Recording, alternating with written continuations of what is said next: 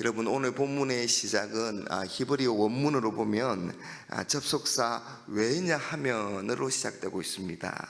여러분, 왜냐하면은 이 앞 내용에 대한 원인이나 이유를 이 뒷 내용에서 말할 때 쓰이면서 이 앞과 뒤의 문장을 이어줍니다. 그래서 앞장인 13장의 내용은 하나님께서 바벨론을 심판하셨다입니다.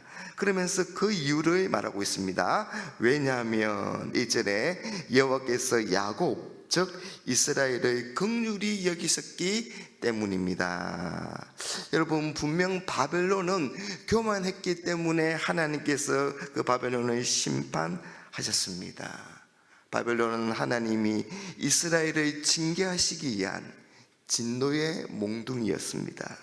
그런데 바벨론은 하나님의 뜻에 따라서 이 일을 행한 것이 아니라 자기의 교만과 욕심으로 나라들을 정복했고 폭정과 억압으로 열국들을 지배했습니다. 그래서 하나님은 그런 바벨론을 심판하신 것입니다. 그런데 하나님의 심판에 또 다른 이유가 있습니다. 그건 바로 하나님이 언약 백성인 이스라엘을 여전히 사랑하시고 긍휼히 여기심으로 그들을 구원하시기 위함입니다. 여러분, 이스라엘이 죄와 타락으로 심판을 받아 포로로 끌려갔지만 하나님은 그들에게 다시 긍휼을 베풀어 주십니다. 하나님은 이스라엘을 포로에서 귀환시키기 위해서 이 메대와 바사의 연합군으로 바벨론을 멸망시킵니다.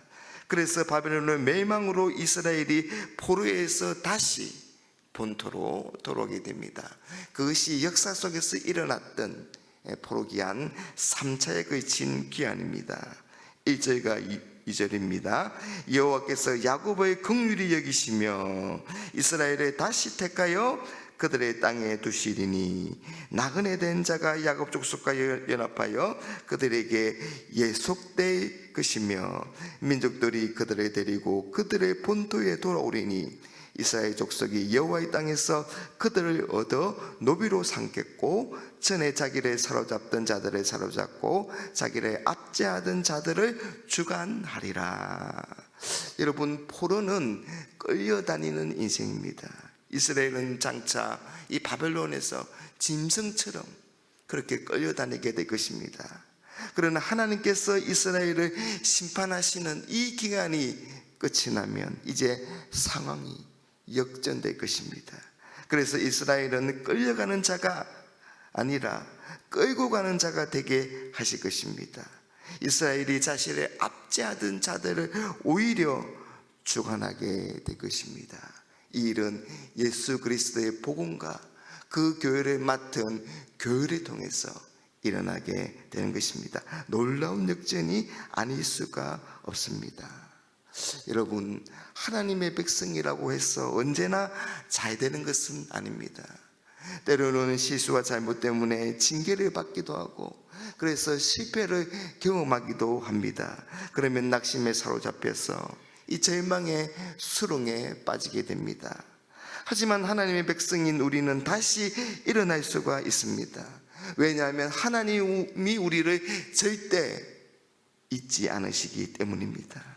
하나님이 우리를 결코 버리시지 않기 때문입니다.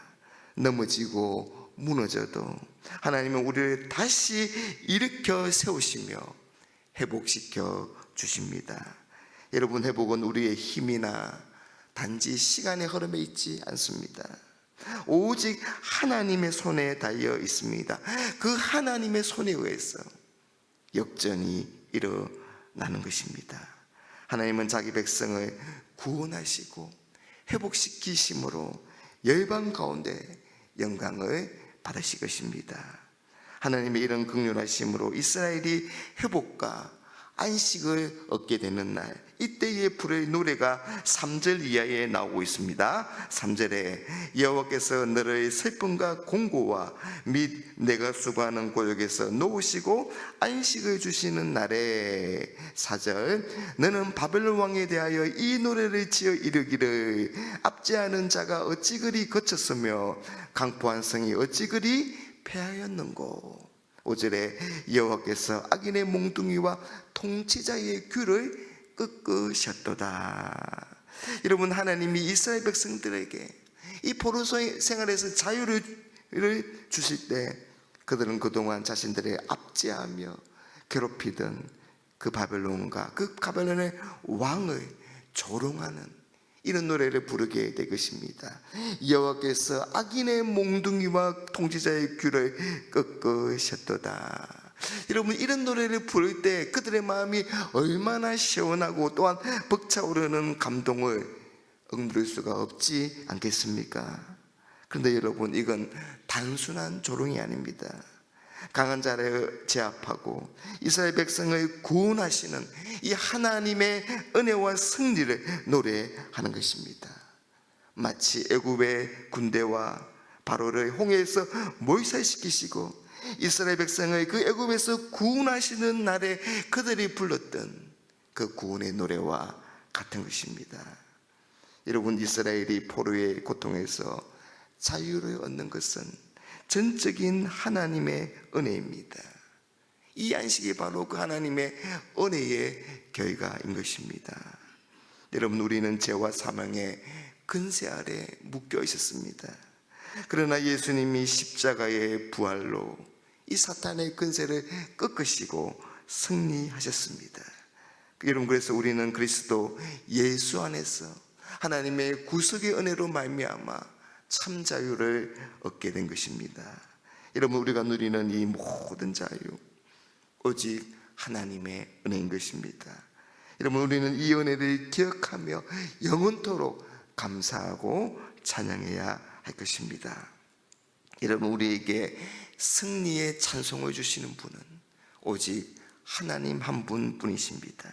하나님의 은혜가 없었다면 이스라엘은 자유를 얻지 못했을 것입니다. 바벨론은 열국 가운데 최강이었습니다. 그래서 어느 누구도 이 바벨론에 도전할 엄두를 내지 못했습니다. 그러니 미약한 이스라엘이야 여러분 말해 못하겠습니까? 그런데 하나님의 진노로 바벨론이 무너지고 말았습니다. 9절과 10절에 보면 하나님이 바벨론을 꺾어버리셨을 때 그때 서울에서 큰 소동이 그렇게 벌어질 것입니다. 온 땅을 호령하던 그 왕이 결국에는 다른 왕들과 다를 바 없이 서울에 떨어졌기 때문입니다. 바벨론 왕에 의해서 먼저 서울에 떨어졌던 그 예국의 왕들이 놀라면서 바벨론 왕이 자신들처럼 되었다고 그렇게 조롱하는 것입니다. 사랑하는 여러분, 이 땅의 진정한 주인은 하나님이십니다. 통치자의 주권도 하나님께 있습니다. 세상의 모든 권위, 모든 권세 위에 하나님이 계십니다. 세상 권세의 시작과 끝이 하나님께 있습니다. 그 하나님께서 우리를 사랑하시고 긍휼히 여기심으로 우리에게 회복을 약속하시고 하나님의 때에 친히 일하십니다. 그래서 우리는 하나님을 의지하여 다시 일어서는 것입니다. 하나님의 회복을 경험하는 것입니다. 그런 하나님의 복된 백성이 바로 저와 여러분인 것입니다.